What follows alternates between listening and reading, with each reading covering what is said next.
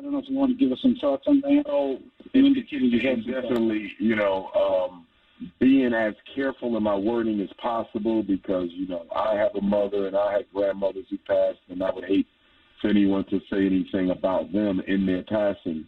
But from a political perspective, as a Pan-Africanist, in the interest of truth and justice and righteousness and universal order, I don't see how any African can celebrate her life.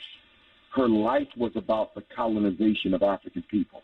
Her life was about the assassination of African leaders. Her life was about the total control and domination and exploitation of African resources. The question that has to be asked about the British monarchy is how did they become so wealthy? They became wealthy off of slavery. They became wealthy off of colonization. And Queen Elizabeth, to be honest with you, there's no other name that could go before hers when you discuss neocolonialism. Yes, slavery was already in effect when she was born. Colonization was already in effect when she was born, although she took it over and was in charge for most of the second half of the colonization of British African territory. But without question, with the advent of independent Ghana in 1957, Queen Elizabeth has been the queen matriarch of African neocolonialism. You cannot celebrate her and at the same time claim to value African independence and freedom.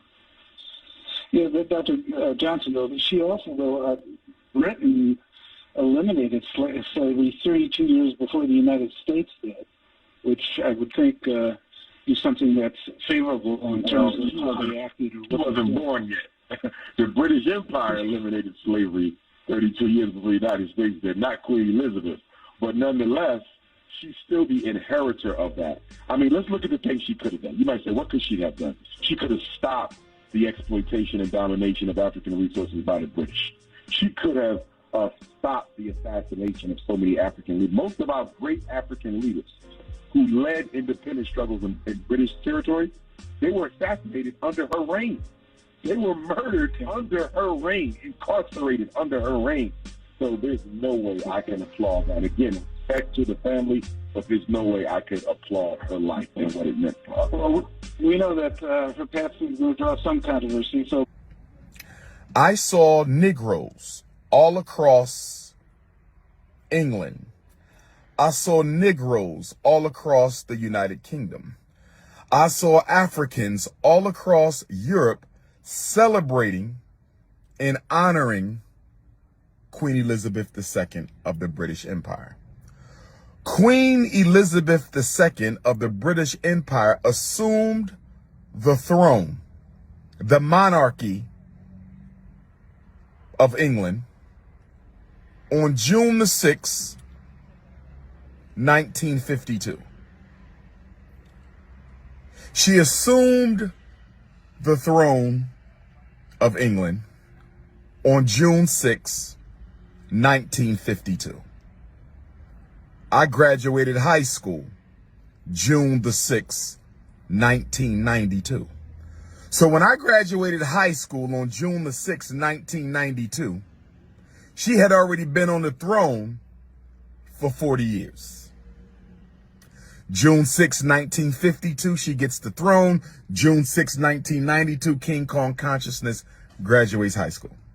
She has been on the throne for 70 years. She was 26 on June 6, 1952. She was 26 on June 6, 1952. I am at a loss to understand why Africans in the UK, I'm at a loss to understand why Africans in the Caribbean islands, I'm at a loss to understand why Africans in America and around the world are celebrating 70 years of British white supremacy, imperialism, and African domination symbolized by Queen Elizabeth II.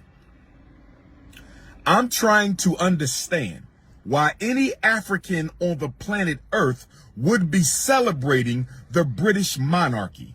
The British monarchy more than any other European family, The British monarchy, more than any other enslaver of African people, is responsible for the greatest number of enslaved Africans. They are responsible for the greatest burden that slavery put on the backs of African people. Why in the hell are we celebrating the face of white supremacy?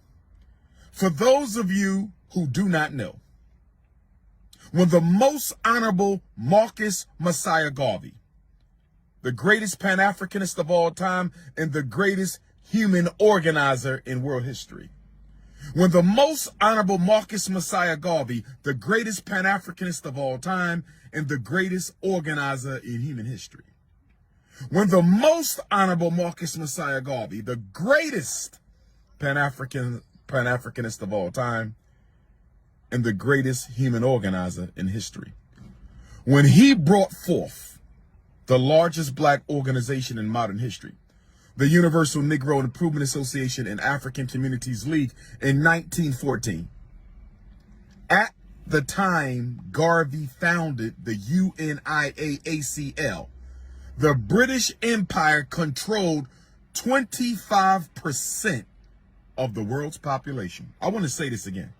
I need you to understand, overstand, and understand me. I want you to understand, overstand, and understand me. When Garvey created the UNIAACL, the British Empire controlled 25% of the entire population of the planet Earth. When the most honorable Marcus Garvey held his first international convention of the African peoples of the world at Madison Square Garden in August of 1920, during the first Great Garvey Convention in New York City during Leo's season of 1920, the British Empire controlled 25% of all the land and the resources on the planet Earth. I need us to understand this. The greatest enslaver of African people was the British Empire. The greatest dominator of African people was the British Empire.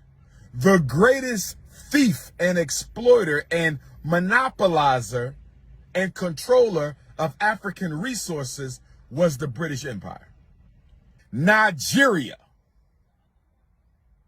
oil, gas, gold, resource rape under the authority of the Queen of England.